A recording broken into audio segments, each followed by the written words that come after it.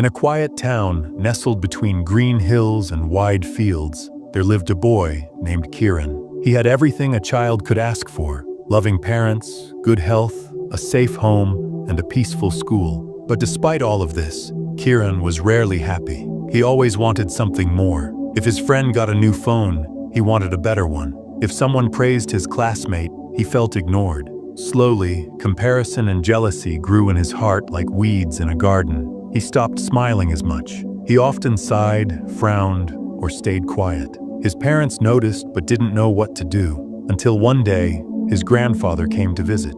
Kiran's grandfather was a gentle man with silver hair and a calm voice. He lived a simple life in a small hut near the edge of the forest and was known for his wisdom.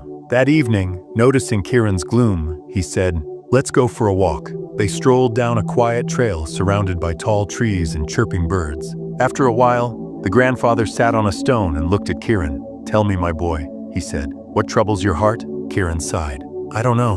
I just feel like everyone else has more. Better things. A better life."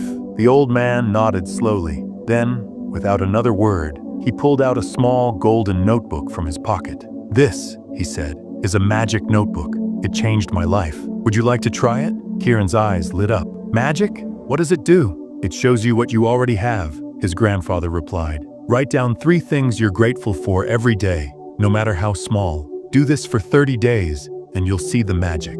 Kiran was unsure, but he agreed. That night, he opened the notebook and stared at the empty page. After thinking for a while, he wrote about how soft his bed felt, how his mother had made his favorite curry for dinner, and how comforting the sound of rain was outside his window. The next day, he struggled a bit. What else could he write about?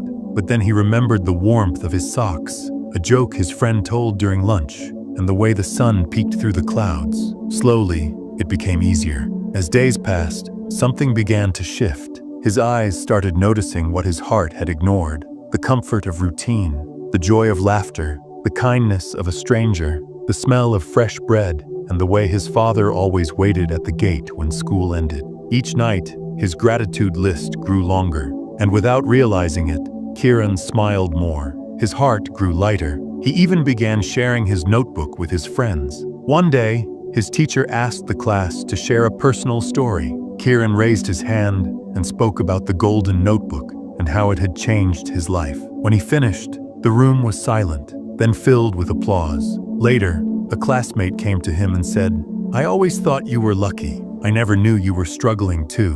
Thanks for sharing." Kiran understood then, everyone has something they're grateful for and something they're struggling with. But when we choose to focus on gratitude, we begin to heal. 30 days passed, but Kiran didn't stop writing. He no longer needed the magic of the notebook, because the real magic was in his mind. He had learned the truth. Gratitude doesn't change what we have. It changes how we see what we have. And that is where happiness begins.